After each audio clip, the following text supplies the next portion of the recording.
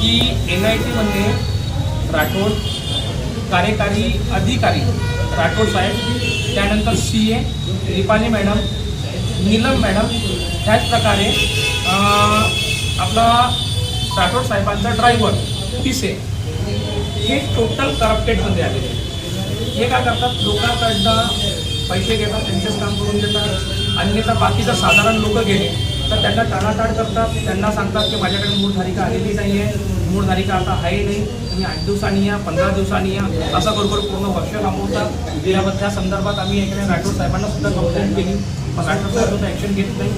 आखरीच्या स्टेपवरती मला मीना साहेबाला चेअरमॅनला जाऊन भेटावं लागलं, पण चेअरमॅनसुद्धा त्याच्यावरती कुठलीच तक्रार घेत नाही. चेअरमॅनसुद्धा म्हणतो, लिहून देतो की तुम्ही रिझन घेऊन या.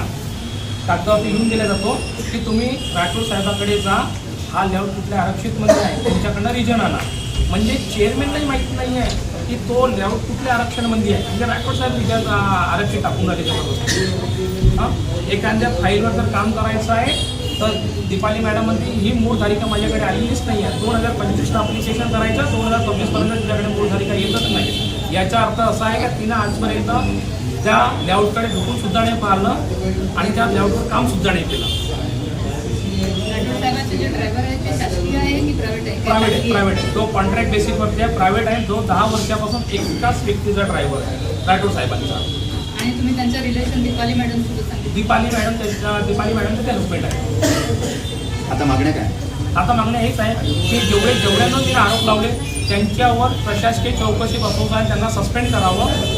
हां, आणि त्यांच्यावर जर ते नित्य आरोप जे लावले त्यांना ते आरोप सिद्ध झाले तर त्यांना डायरेक्ट चित्र निलंबित करून द्यावं, हीच आमची मागणी आहे. जे आरोप लावले त्या संबंधात काही पुरावे म्हणून तुम्ही माझ्याकडे हो मॅडम, हो तक्रार केलेली आहे मी. ते मीना साहेबांना तक्रार दिलेली आहे माझीवाली. ते तक्रार मॅडम 24 तारखेला मी तक्रार केलेली आहे आणि काल DCM आणि CMला सुद्धा तक्रार केली आहे. याच्या अगोदर बच्चूभाऊ कडूला सुद्धा तक्रार केलेली आहे. बच्चूभाऊ कडू मुंबईवरून काल आलेले होते, प्रत्येक मला भेटले. त्यांनी मीना साहेबाला कॉल केला आणि मीना साहेबांना सांगितलं की तुम्ही याच्यावर लवकरात लवकर ॲक्शन घ्या. सभापतींनी किती दिवसाची मुदत दिली? सभापतीने मला 10 दिवसाची मुदत दिलेली आहे. 24 तारखेपासून आधी 30 तारीख म्हणजे 6 दिवस झालेले आहेत. 4 दिवस त्यांच्याकडे बाकी आहे. 4 दिवसांच्या त्यांनी नाही केलं तर मी सीधा सदर पोलीस स्टेशनचा रस्ता गाठेल. त्यांना मी परवानगी मागणार नाही हो.